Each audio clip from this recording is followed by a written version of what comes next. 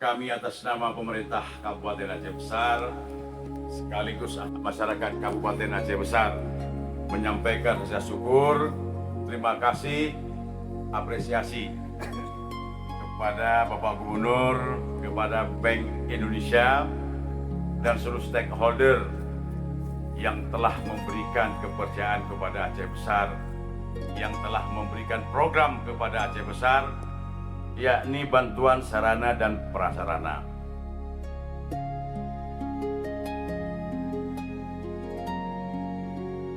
Ini adalah yang pertama sekali dalam rangka untuk menjawab salah satu visi Bupati terpilih.